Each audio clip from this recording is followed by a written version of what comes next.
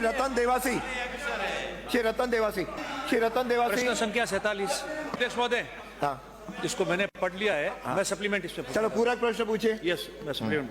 अध्यक्ष महोदय, इसमें जवाब में जो खंड 2 में माननीय मंत्री महोदय ने जो जवाब आया है, मैं आपके माध्यम से ये पूछना चाहता हूं कि मेरा सवाल ये था कि जो नवगठित जिले हुए हैं, जिसमें नवगठित सांचौर जिले की बात हुई है, उसमें जो ज्ञापन आपको प्राप्त हुए, उसमें जो सीमाओं में उन्होंने जो छूट मांगी है, वापस आपको एक्साइज करके उसमें जो सीमाएं में परिसीमन करना है, पूर्ण सीमांकन करना है, उसके बारे में पूछा है।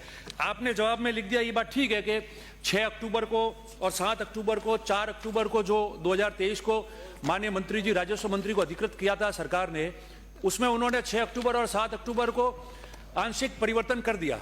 शेष ज्ञापन को हमने अध्यक्ष उच्च स्तरीय समिति को भेज दिया और उसके पश्चात आपने ये लिख दिया कि 18 तारीख को आपकी सरकार का गठन होने के पश्चात 18 दिसंबर 2023 को हमने उच्च स्तरीय समिति को जो है वो भंग कर दिया, खत्म कर दिया।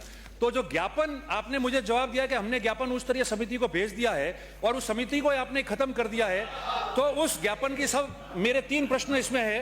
3 प्रश्न मेरे ये, पहली बात तो जो ज्ञापन आपने उच्च स्तरीय समिति को भेजा है और समिति को भंग कर दिया है, तो उसका स्टेटस क्या रहेगा? 1। नंबर 2 प्रश्न ये है कि मैंने ये जवाब मांगा था कि आप उन ज्ञापन में क्या उनको परिसीमन, पूर्ण सीमांकन या आंशिक संशोधन की मांग जो की गई है, जिसके लिए उन्होंने धरना दिया था और आपके लोगों द्वारा कमिटमेंट किया था सरकार होने के 1 महीने में हम कर लेंगे, तो क्या आप उसमें परिसीमन, पूर्ण सीमांकन या फिर आंशिक संशोधन उन ज्ञापनों के आधार पर करेंगे कि नहीं करेंगे? ये 2 प्रश्न मेरे हैं माननीय मंत्री जी।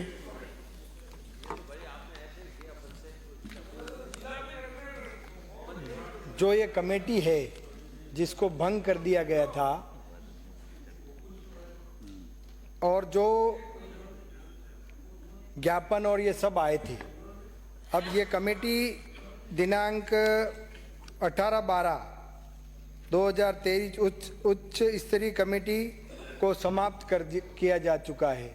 आने वाले समय में माननीय मंत्री जी ये पूछना चाह रहे हैं उस ज्ञापन का अब क्या? अध्यक्ष महोदय, क्योंकि जिले की गठन करना और जो कमेटी के माध्यम से था, उस कमेटी को भंग कर दिया गया है।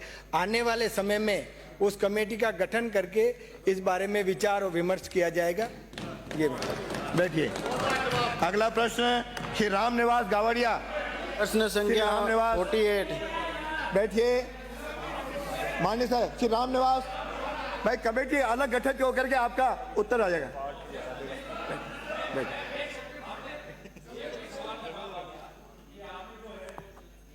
भंग किया है तो आप आने वाले समय में कमेटी का गठन करेंगे। तो एक तो सवाल यह हो गया कि राजस्थान में जिन जिलों का गठन हुआ और जो ज्ञापन आए, उनमें जो पूर्ण सीमांकन, आंशिक संशोधन करना है, उसके लिए राज्य सरकार वापस कमेटी बनाने जा रही है। इस बात का तो जवाब आ गया फ्लोर पे, ठीक है।